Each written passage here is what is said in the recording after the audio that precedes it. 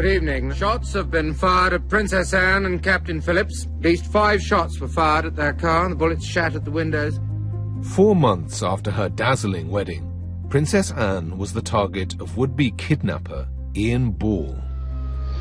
What is interesting is what you remember and how you remember it. Because although I thought I remembered everything that had happened, I would never have been able to swear that I could remember in the right order. Because they were like photos, individual snapshots, very clearly. In March 1974, the royal car was returning from a charity event when Ball forced it to stop. The Mall is completely closed off here tonight. Now, a gunman got out and fired several shots through the windscreen. When protection officer Jim Beaton confronted him, he was shot in the shoulder. There was a couple of short cracks. I took my pistol, lifted it up and fired it in his direction, but nothing happened. And it obviously had jammed. I managed to get into the car and there was Ian Ball with his gun. So I just stuck up my right hand in front of it and he fired. And it went through the window, obviously, and into my hand. The driver and Princess Anne's bodyguard were hurt. Then a policeman on pawn duty ran up. He was turned on by the gunman and shot at point-blank range. Strangely, I had thought about it before that. What would you do if? One thing about horses and sport is you have to prepare for the unexpected and you've got to think your way through the sort of problems that are likely to occur. And I suppose that was the discipline which, to some extent, coloured my thought processes. The princess tried to talk the gunman down, insisting she would not leave the car. I remember she said to me, she said, I was so annoyed that he tore the sleeve out of my dress, she said, and it was a good new dress. Before he was overpowered, Ball shot and wounded 4 people.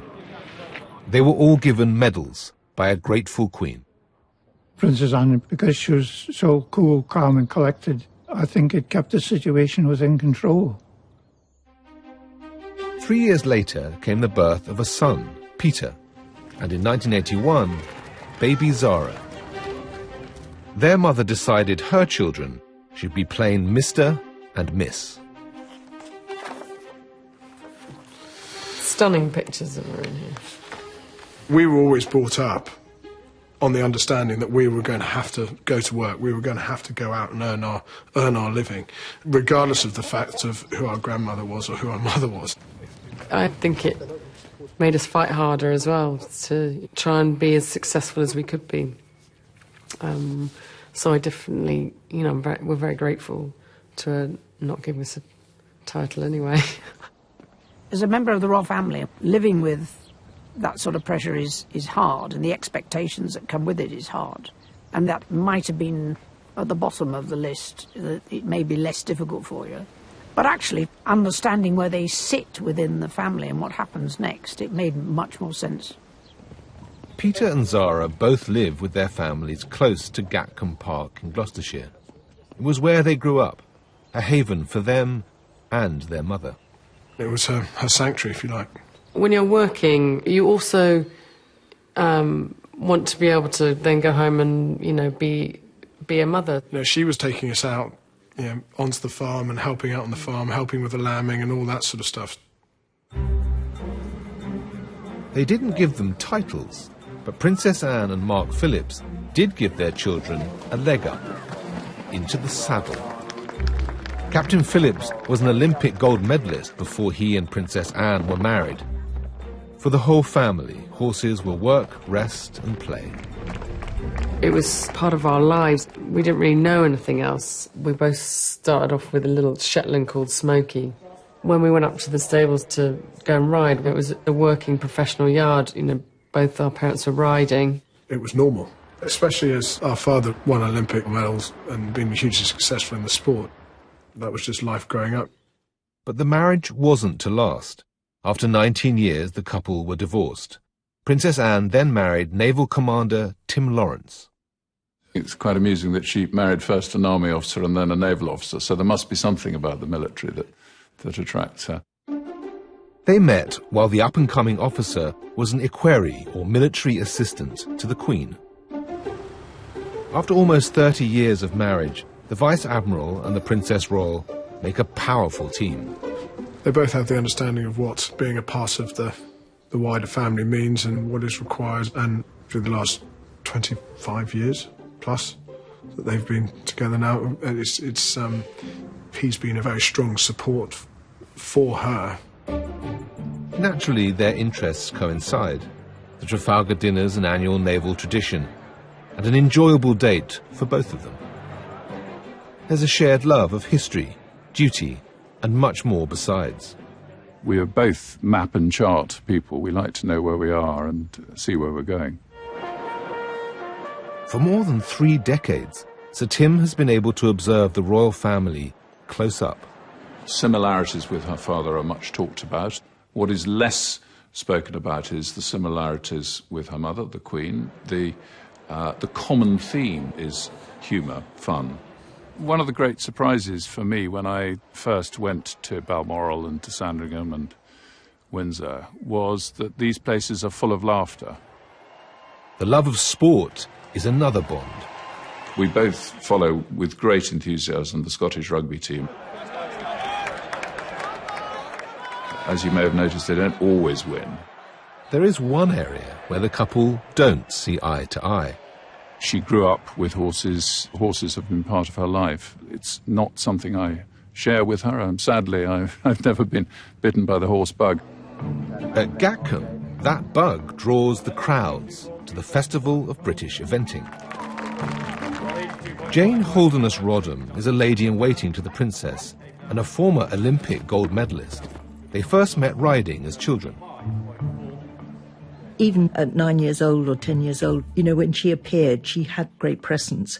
She never pushed herself forward, but she just, you know, you knew she was there, sort of thing. I started to compete. There was an acceptance. I'd give that a try and see how it went.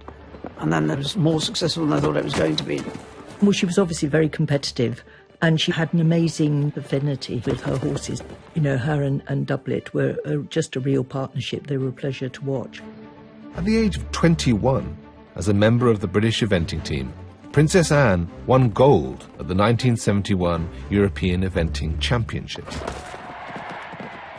Well, sport is a great leveller. It has no respect for who you are. It's a question of whether you succeed.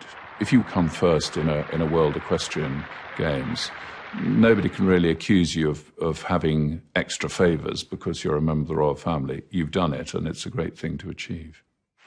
Also in 1971, there was another trophy for the royal mantelpiece. Just being selected with that group of sports people has to be a significant honour, especially from the perspective of a sport that doesn't get that level of profile. It gives me great pleasure, ma'am, to present the Sportive Personality Award of 1971. It was a really important moment for Olympic sport when she won that. Seeing off George Best at the same time was pretty much up there. And, of course, Zara went on to win it many, many years later. Which section of the three-day event do you enjoy best? The end. It was a slightly novel entrance for everybody. I was just amazed to be included. But the Olympics were the pinnacle of the princess's career and brought even more attention to her sport. The Queen was determined to see the tough 17-mile cross-country course that Princess Anne will find on Saturday. I wasn't at the Olympics. I couldn't go. So it was all on the television, what we saw. What I didn't know at the time was that she had this awful fall. I was going very well. And then I don't remember anything else. But she got back on and competed. She was that concussed that she couldn't remember, and still to this day, I believe, doesn't remember the rest of the course. Nothing at all? Nothing at all, no. It is probably the most dangerous sport on the planet. I've watched a lot of three-day eventing. I know the sort of the competitive granite that those men and women are made from, and she's absolutely hewn from that. Her mantra for life is very much, if you fall, get back up and try again. Get up, carry on, mind your manners. All that early exposure inspired the next generation. Zara Phillips was a gold medalist with the British eventing team and was, for 4 years, world champion. In 2012, she won silver at the London Olympics. Her mother presented the award. To be given your medal by your mother is pretty special. You can't really ever explain that feeling. She very much, knows what it takes to achieve and to win. Having the whole family come and watch was incredible as well. All the cousins were there, weren't they? It was a really special day, special family day for... it's the only competition that everyone's watched me in, but... If there's going to be one, it's going to be that one. Yeah. Was it very important that you beat your mother's record? No, but it's very important I beat my father's. It was pointed out to me a while ago that I'm the only member of my direct family not to have a gold medal, but we moved on from that. The International Olympic Committee. It was her competitors' understanding of the Olympics that made the Princess a key player in the bid to bring the Games to London in 2012.